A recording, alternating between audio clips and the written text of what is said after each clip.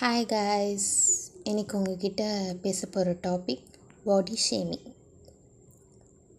ஒரு கப்பலுக்கு ரொம்ப நாளாக பேபி இல்லை, ஒரு 5 இயர்ஸாக பேபி இல்லை. ஸோ அவங்க ட்ரை பண்ணி கன்சீவ் ஆகி ஒரு பேபி பிறக்குது. அந்த பேபி ஒரு மாதிரி பிளாக்காக நல்ல கொழுக்கு முழுக்குன்னு இருக்குது. அந்த பாப்பா எல்லாருமே ஹாப்பியாக ஃபீல் பண்ணாங்க. அந்த பாப்பா ரொம்ப ரொம்ப கேரிங்காக பார்த்துக்கிறாங்க எல்லாருமே, அவங்க ஃபேமிலி மெம்பர்ஸ் எல்லாருமே. அந்த பொண்ணு வளருது, நல்ல ஹெல்த்தியாக, நல்ல பப்ளியாக, அழகாக வளருது. வளர வளர என்ன ஆகுதுன்னா, அதே மாதிரி பப்ளியாக கொஞ்சம் பிளாக்காகவே இருக்கா. கொஞ்சம் பாடியெல்லாம் ஷேப் எதுவும் இல்லாமல் ஒரு சர்டன் பீரியடில் எல்லாருமே சேஞ்சஸ் ஆவாங்க. பட் அந்த பாப்பா எந்த சேஞ்சஸுமே ஆகலை. அப்போ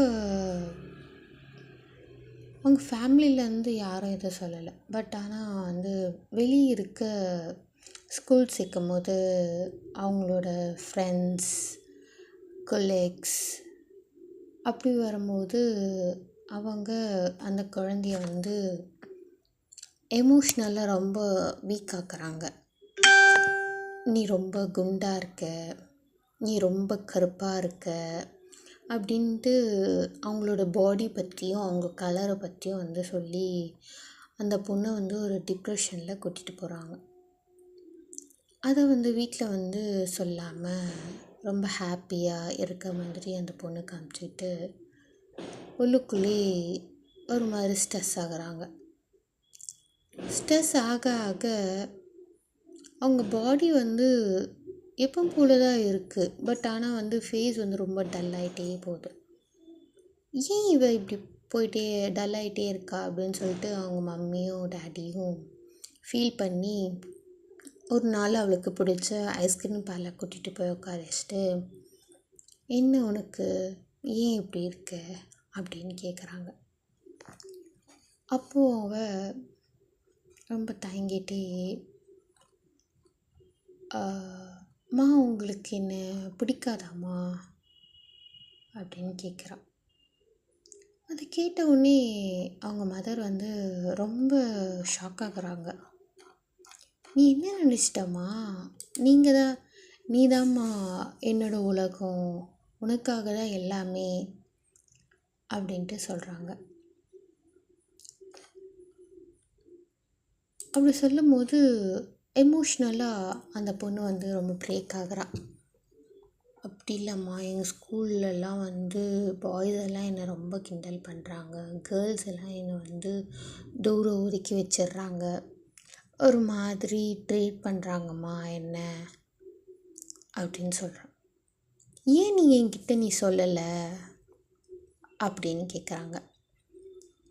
சொன்னால் நீங்கள் ரொம்ப ஃபீல் பண்ணுவீங்களோ, ஒரு வேளை உங்களுக்கு என்னை பிடிக்காமல் போயிடுமோ, அதனால தான்மா நான் உங்ககிட்ட சொல்லலை அப்படின்னு சொல்கிறேன்.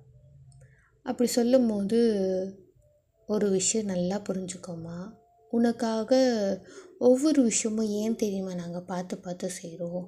நீ எங்களோட லிட்டில் பிரின்சஸ், உனக்காக என்ன வேணால் செய்வோம். எது நல்லது எது கெட்டது எதுக்கு சொல்லி கொடுக்குறோம், எல்லா விஷயத்தையும் ஏன் எங்ககிட்ட ஷேர் பண்ணணும்னு சொல்கிறேன். ஒரு மிஸ் அண்டர்ஸ்டாண்டிங், எந்த ஒரு மிஸ் அண்டர்ஸ்டாண்டிங்கும் பேசி கிளியர் பண்ணால் தீராறு எந்த ஒரு விஷயமும் இல்லை. ஃபஸ்ட்டு அந்த யார் மேலே உங்களுக்கு மிஸ் அண்டர்ஸ்டாண்டிங் இருக்கோ அவங்கக்கிட்ட பேசி தீர்த்துடணும். உனக்கு என் மேலே அப்படி ஃபீல் ஆச்சுன்னா ஃபஸ்ட்டு அம்மா கிட்ட இது போல் நடக்குது, நீங்கள் அப்படி ஃபீல் பண்ணுறீங்களா, ஏம்மா என்ன ஏது அப்படின்னு நீ கேட்கணும். கேட்டால் தான் அதோட பதில் உனக்கு தெரியும். யார் என்ன நினைக்கிறாங்களோ அது உனக்கு தெரியும். எல்லாருமே ஒரே மைண்ட் செட்டில் இருக்க மாட்டாங்க, ஒரே மாதிரி யோசிக்க மாட்டாங்க. அதுவும் இல்லாமல் நீ எங்களோட லிட்டில் பிரின்சஸ், உன்னை பற்றி ஏன் நான் அப்படி நினைக்க போகிறேன் சொல்லு பார்க்கலாம். நீ பப்ளியாக இருக்கனால தப்பில்லை. நீ பாடி ஷேப்பாக இருக்கணும்னு அவசியமே இல்லை. நீ என்ன படிக்கிற? ஸ்கூலிங் தான் படிக்கிற. இன்கேஸ் நீ காலேஜுக்கே போனாலும் சரி, நீ கல்யாணம் ஆகி உன்னோட ஹஸ்பண்ட் வீட்டில் போய் இருந்தாலும் சரி, நீ எப்போவுமே எங்கள் வீட்டை லிட்டில் பிரின்சஸ்டா. எப்போவுமே நம்மளே மோட்டிவேட் பண்ணணும், லவ் பண்ணணும். செல்ஃப் லவ் எப்போவுமே நம்மளுக்கு வேணும். புரியுதா? எப்போவுமே உனக்கும் எனக்கும் அப்பாவுக்கும் நம்ம ஃபேமிலிக்கும் இருக்கிற உன்கிட்ட இருக்க ஒரு பாண்டிங் யாரும் அதை பிரேக் பண்ண முடியாது. உன்னோட பாடி ஷேப்பும் ஒன்றும் சொல்லி போகிறதில்ல, உன் கலர்னாலேயும் ஒன்றும் ஆக போகிறதில்ல. புரியுதா? பாடி ஷேப்பாக இல்லைன்னா இது ஒன்றும் தப்பு இல்லை. நீ அழகாக இருக்க, நல்ல பப்ளியாக இருக்க, ரொம்ப க்யூட்டாக இருக்க, லிட்டில் பிரின்சஸ் மாதிரி. ஓகேவா? லிட்டில் பிரின்சஸ்னால் என்ன தெரியுமா? ஒல்லியாக இருந்தால் தான், அப்படிலாம் இல்லை. நான் உன் மேலே அவ்வளோ லவ் வச்சுருக்கேன். அதனால் நீ எனக்கு லிட்டில் பிரின்சஸாக தெரியுற. ஃபஸ்ட்டு உன்கிட்ட இருக்க ஸ்ட்ரென்த்தை பாரு. நீ எவ்வளோ அழகாக படிக்கிற, நீ எவ்வளோ ரேங்க் வாங்குற, அதுதான் முக்கியம். சரி விடு, படிப்பு உனக்கு வரலையா? நீ விளையாடு, உனக்கு எதில் இன்ட்ரெஸ்ட் இருக்கோ அதை பண்ணு. யார் உன்னை டீமோட்டிவேட் பண்ணுறாங்களோ அவங்க முன்னாடி நீ நல்ல ஒரு நிலைமைக்கு சாதிச்சு காட்டு. அதுதான் உனக்கு வேணும் அப்படின்னு அவங்க அப்பா அம்மா 2 பேருமே பேசி அந்த பொண்ணை கன்வின்ஸ் பண்ணி நெக்ஸ்ட் டே ஸ்கூலுக்கு அனுப்புகிறாங்க. அன்றைக்கும் ஸ்கூல் பசங்க, ஃப்ரெண்ட்ஸ் எல்லாருமே அவளை பாடி ஷேமிங் பண்ணுறாங்க. அவளை ரொம்ப ஷையாக ஃபீல் பண்ணி வைக்கிறாங்க. ஆனாலும் அம்மா சொன்னது எல்லாத்தையுமே ஞாபகம் வச்சுக்கிறான். அதை வச்சு முன்னேறி வரா படிப்படியாக. அவளுக்கு படிப்புனா ரொம்ப பிடிக்கும். படிக்கிறா, நல்லா படிக்கிறா, வீட்டுக்கு வருவா, நல்லா சாப்பிடுவா, நல்லா விளையாடுவா, நல்லா படிப்பா அந்த பொண்ணு. அதுக்கப்புறம் காலேஜ் போனான். காலேஜ்லேயும் அதை ஃபேஸ் பண்ணான். ஆனாலும் அவளுக்குன்ட்டு ஒரு 2 ஃப்ரெண்டு கிடைச்சாங்க, பெஸ்ட் ஃப்ரெண்ட். அவங்க அவளை என்கரேஜ் பண்ணுவாங்க. உனக்கு என்ன வேணும், எனக்கு தேவை அப்படின்னு சொல்லி புரிய வைப்பாங்க. எப்போல்லாம் அவள் டவுனாக ஃபீல் பண்ணுறாளோ அப்போல்லாம் மோட்டிவேட் பண்ண ஃப்ரெண்ட்ஸ் இருந்தாங்க, அவங்க ஃப்ரெண்ட்ஸ். அப்படி மோட்டிவேட் ஆகி அவள் இப்போது ஒரு சயின்டிஸ்டாக இருக்கா.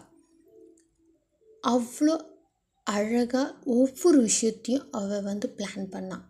அவள் எவ்வளோ தூரம் யாரெல்லாம் அவங்கள கஷ்டப்படுத்தினாங்களோ, லோவாக பேசினாங்களோ, அவங்கள எல்லாமே இன்ஸ்பிரேஷனாக வச்சு அவள் லைஃப்பில் முன்னேறி போனாள். அதுக்கு காரணம் அவங்க ஃபேமிலி சப்போர்ட்டும் கூட, அவள் ஃப்ரெண்ட்ஸோட சப்போர்ட்டும் கூட.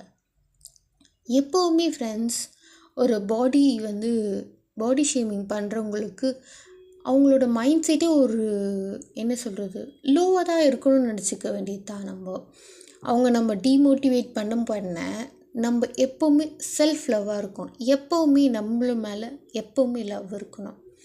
எப்போவுமே மோட்டிவேட் பண்ணிகிட்டே இருக்க ஆள் இருக்கணும்னு அவசியமே இல்லை. நம்மளே மோட்டிவேட் பண்ணணும்.